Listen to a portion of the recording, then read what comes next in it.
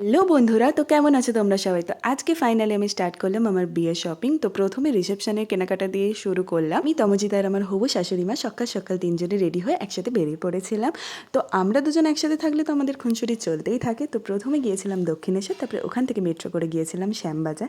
আর আমরা শপিং করতে গিয়েছিলাম শ্যামবাজারে বেনারসি নিকেতন। এতদিন তো শুধুমাত্র ফোনেই এই দোকানের অনেক সুন্দর সুন্দর কালেকশন দেখতাম, বাট আজকে গিয়ে ফাইনালি চোখের সামনে অনেক কালেকশন দেখে বসে পড়েছিলাম আমরা আমাদের শাড়ি দেখতে। তো যেহেতু আমার গরমকালে বিয়ে, তাই ওরা আমার রিকোয়ারমেন্ট অনুযায়ী খুবই লাইট ওয়েট শাড়ি দেখাচ্ছিল।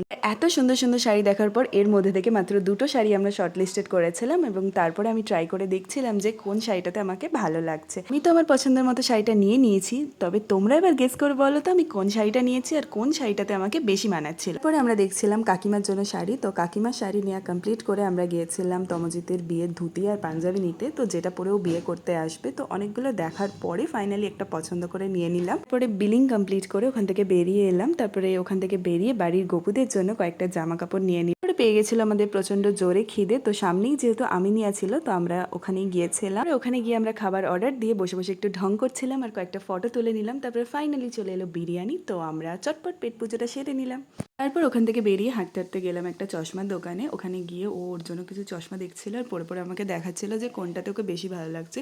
যদিও আমার ওকে চশমা ছাড়াই বেশি ভালো লাগে, ওর ইচ্ছা হয়েছে তাই বললাম নিয়ে নাও। তারপরে ওখান থেকে মেট্রো করে আমরা গেলাম হাওড়া ময়দানে, আর ওখানে গিয়ে প্রথমেই আমরা খেয়ে নিলাম একটা করে আইসক্রিম। আমরা গেলাম শ্রীলেদার্সে ওর বিয়ে আর রিসেপশনের জন্য জুতো কিনতে। আর দেখো গরমে হাঁটতে হাঁটতে আমরা কেমন এক্সস্টেড হয়ে গেছি। তো তারপরে গেলাম ওর ব্লেজার কিনতে। তারপরে সব কিছু শপিং কমপ্লিট করে আজকের মতো বাড়ি ফিরে এলাম।